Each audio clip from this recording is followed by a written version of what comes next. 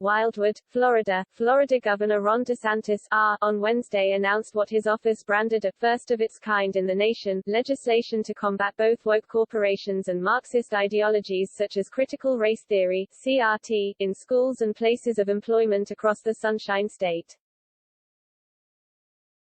In the past, Governor DeSantis has targeted critical race theory, vowing to take action against the divisive Marxist ideology, which urges children to view everything through the lens of race. It's also based on false history when they try to look back and denigrate the Founding Fathers, denigrate the American Revolution, doing all these different things that even very liberal historians say is not supported by the facts, the governor said during a press conference in Pensacola in May, adding that civics should be a priority and must be taught accurately.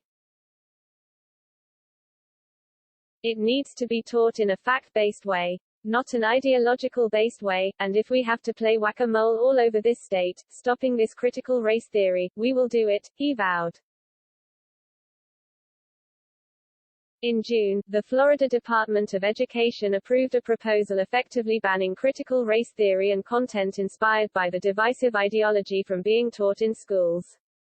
The rule specifically prohibits educators from indoctrinating or persuading students to a particular point of view.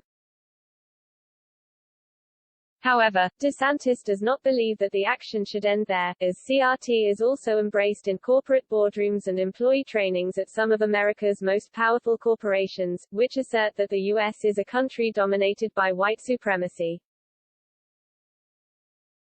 This is why DeSantis is proposing the Stop Wrongs to Our Kids and Employees Act, Stop WOKE Act, dubbed the first legislation of its kind in the nation, going on the offense against both corporate wokeness and critical race theory in our schools, according to the governor's office. The legislation would protect employees, teachers and school staff, and ultimately students and families, he announced on Wednesday during a press conference in Wildwood. Under the legislation, CRT training would be considered an unlawful employment practice, making it clear that corporations and public sector employers violate the Florida Civil Rights Act when they subject their employees to training that espouses race or sex stereotyping or scapegoating, including critical race theory. It also considers CRT discriminatory in the realm of education, stopping what his office describes as indoctrination in the guise of professional development, and requires districts and schools to adhere to professional development frameworks consistent with Florida's lawful and publicly adopted state standards. The measure would also solidify the Florida Board of Education's previous actions, making them law, to guard students against indoctrinating curriculum. Additionally, the Stop Woke Act gives employees a clearer path to a private cause of action against discrimination in the workplace. Improves a private cause of action for parents and students against indoctrinating practices K-20.